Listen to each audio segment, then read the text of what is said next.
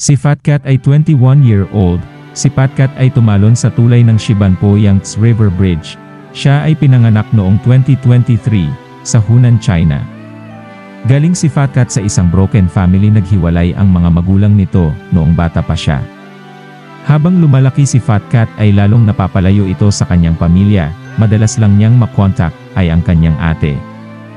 Sa halip na pumasok si school si Fat Cat ay mas pinagtuunan nito ng pansin ang pagiging gamer at naging sikat ito at tinawag siyang Fat Cat. Tumutulong si Fat Cat sa ibang mga gamer para tumaas ang mga rank nila at dito siya kumikita. 2 taon ang nakaraan umibig si Fat Cat sa isang babae na nagngangalang Tanju na nakatira sa Chongqing. Agad naman lumipat sa Chongqing si Fat Cat nang maging sila ni Tanju dahil ayaw nito ang long distance relationship.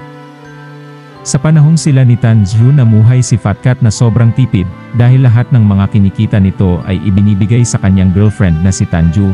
Sa labis na pagmamahal kay Tanju halos di na ito kumain at puro mumurahin lang ang binibili nitong pagkain para lang may maibigay kay Tanju. Namuhay ng maluho ang girlfriend ni Fat Cat dahil sa perang ipinapadala nito na halos nagkakahalaga ng $70,000 o mahigit 4 na milyong peso.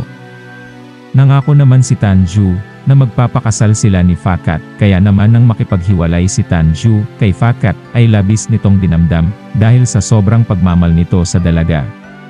Nang tapusin ng kanyang kasintahan ang relasyon, sa kabila ng lahat ng kanyang pagsisikap, siya ay nawasak.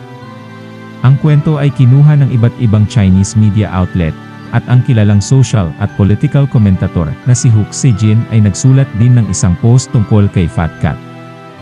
Ayon sa kanyang kapatid na babae, nagsimula siyang magtrabaho bilang isang profesional na video gamer bilang isang paraan ng pagbuo ng pera upang bigyang kasiyahan ang kanyang kasintahan, na diumano ay palaging humihingi sa kanya ng pera para sa mga luho nito.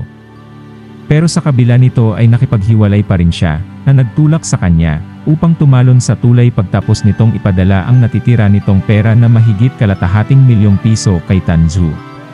Pagkatapos tapusin ni Fat Cat ang kanyang sarili, ay nag-upload naman si Tanju sa TikTok na sumasayaw na parang walang nangyari sa kanyang boyfriend.